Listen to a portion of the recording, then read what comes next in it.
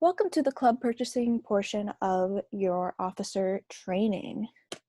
The purpose of this training is to familiarize student leaders with the student organization purchasing processes available in the sale office.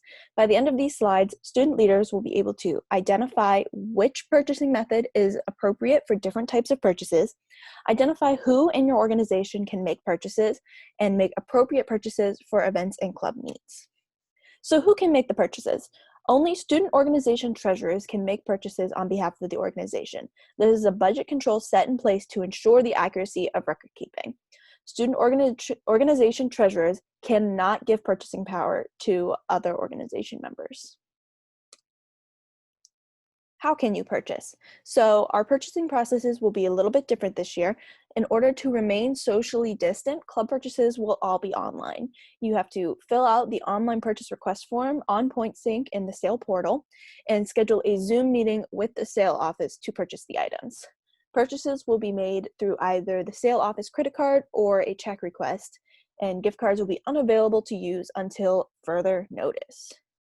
So for a check request, to complete the check request, you must go to the sale portal and click on forms, view all the documents, and find and click on required check request forms. You will find the sale and university required forms there, and you will download the fillable PDF check request and fill out the following fields to submit to the sale office. So the information that you need is the make check payable to, amount, date needed, and that needs to be a specific date, not ASAP. Select mail check or hold for pickup, the purpose of the check, the address, the social security number or tax ID of the person that you are paying, description of services, and on this line you must include your name and your organization's name. Some more important information: the check request must be filled out completely, including the social security number. The student organization check request acts as a receipt for the sale office to keep track of these requests. Requests should be submitted 14 days before they are needed, at least. Proof of purchase needs to be submitted with the check request, so some type of receipt, invoice, etc. Review both forms with an involvement advisor before leaving to make sure all information needed is filled in, and this would be done over a Zoom call once again to remain socially distant. Before you make purchases, you must check the sale inventory to ensure that we don't already have what you need. You need to also check your own club storage and inventory to ensure that your organization doesn't already have the items you need. And then after you confirm that the item needs to be ordered, you will follow the steps coming up next. All right, so proof of purchase and receipts. In all financial transactions, supporting documentation is always required. This can be in the form of an invoice, original receipt, contract, email, or similar document. The documentation should always include the date of the purchase or event, the name of the person or business supplying the goods or services. If the person or business is supplying a service, catering, speaker, DJ, band, etc., an employee ID number, a tax ID number or social security number, an address for the person that you are paying, the phone number for that person, an itemized list of goods being purchased or services being rendered along with the cost.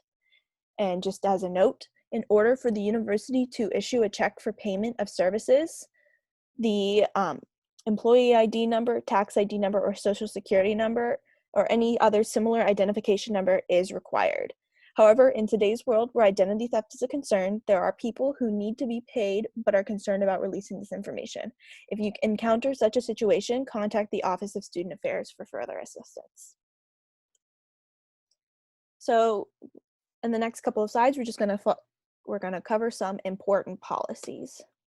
So the outside advisor purchasing policy is basically that the voluntary faculty or staff advisors may not use their university credit card to make purchases on behalf of the student organization if they are opting to use the student organization's holding account or USG allocated funds. All student organization transactions must filter through the sale office to ensure the accuracy of records. Advisors can make purchases on behalf of the organization if funding is coming from a departmental budget line. Preferred vendor policy. If your organization plans to order any promotional products or any products that include your club name's logo or the university's logo, and you plan to use a university account, USG allocations, holding account money, or department funds, you must use one of the 4 university-approved vendors. SAIL recommends JR Advertising and Promoversity as they are usually the easiest to work with. Here are all 4 of the approved vendors.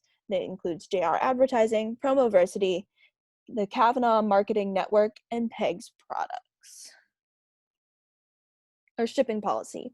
The SAIL office is not responsible for any orders that do not arrive on time.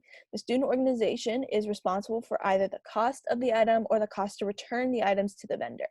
Additionally, SAIL is not responsible for finding an alternative purchasing method if items do not arrive on time. It is the sole responsibility of the student organization to ensure that orders are placed in a timely manner. As a note, Amazon Prime takes more time than 2 days in the university setting. There are several approvals that must happen and additional processing that occurs in the mailroom, which makes delivery time for most orders take at least 1 week. And that is everything you need to know on purchasing. Thank you for sharing this time with me.